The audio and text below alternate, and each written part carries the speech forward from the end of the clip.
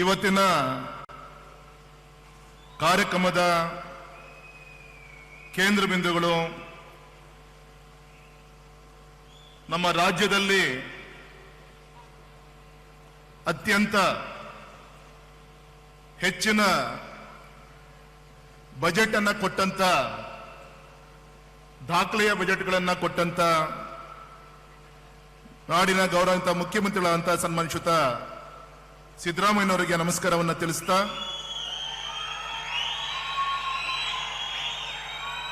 ಅದೇ ರೀತಿ ನೇರ ನುಡಿಗೆ ಹೆಸರಾದಂತ ಅಭಿವೃದ್ಧಿ ಹರಿಕಾರರಂತ ಸನ್ಮಾನಿತ ಉಪಮುಖ್ಯಮಂತ್ರಿಗಳಂತ ಸನ್ಮಾನಿತ ಡಿ.ಕೆ. ಶಿವಕುಮಾರ್ ಅವರಿಗೆ ನಮಸ್ಕಾರವನ್ನು ತಿಳಿಸ್ತಾ, ಕಳೆದ ಒಂದು ವಾರದಿಂದ ಈ ಕಾರ್ಯಕ್ರಮದ ಯಶಸ್ವಿಗೋಸ್ಕರ ಹಗಲಿರುಳು ಶ್ರಮವನ್ನು ಪಟ್ಟಂತ ನಮ್ಮ ಉಸ್ತುವಾರಿ ಸಚಿವರಾದಂಥ ಸನ್ಮಾನಿತ ಮಧು ಬಂಗಾರಪ್ಪನವರೇ, ಯುವ ನಿಧಿಯ ಕಾರ್ಯಕ್ರಮದ ಸಚಿವರು ಸನ್ಮಾನಿತ ಡಾಕ್ಟರ್ ಶರಣ್ ಪ್ರಕಾಶ್ ರುದ್ರಪ್ಪ ಪಾಟೀಲ್ ರವರೇ, ಮಂತ್ರಿಮಂಡಲದ ಗೌರವಾನ್ವಿತ ಸಚಿವರಾದಂಥ ಹಿರಿಯರಾದಂಥ ಸನ್ಮಾನಿತ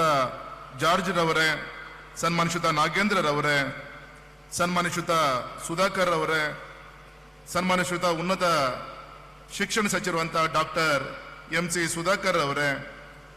ನಮ್ಮ ಬೈಂದೂರು ಪಕ್ಕದ ಕ್ಷೇತ್ರ ಭಟ್ಕಳ ಅಲ್ಲಿಯ ಶಾಸಕರು, ಮೀನುಗಾರಿಕೆ ಸಚಿವರಾದಂಥ ಮಂಗಳ ವೈದ್ಯ ಅವರೇ, ಈ ಸಮಾರಂಭದ ಅಧ್ಯಕ್ಷತೆಯನ್ನು ವಹಿಸಿಕೊಂಡಿರುವಂಥ ನಮ್ಮ ಶಿವಮೊಗ್ಗ ಕ್ಷೇತ್ರದ ಗೌರವಾನ್ವಿತ ಶಾಸಕರಾದಂಥ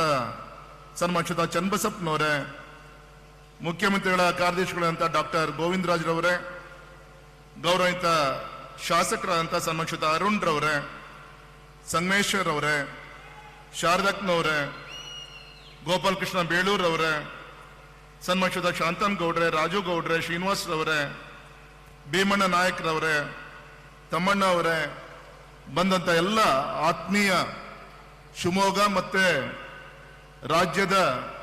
ಮೂಲ ಮೂಲೆಗಳಿಂದ ಬಂದಂತ ಬಂಧು ಭಗಿನಿಯರೇ, ಯುವಕ ಯುವತಿಯರೇ, ಪತ್ರಿಕಾ ಮಾಧ್ಯಮದ ಸ್ನೇಹಿತರೆ, ಇವತ್ತು ನಮ್ಮ ರಾಜ್ಯದ ಒಂದು ಕಾರ್ಯಕ್ರಮ ಶಿವಮೊಗ್ಗದ ಫ್ರೀಡಂ ಪಾರ್ಕ್ನಲ್ಲಿ ಯುವ ನಿಧಿ ಯೋಜನೆ ಜಾರಿ ಆಗ್ತಾ ಇರೋದು.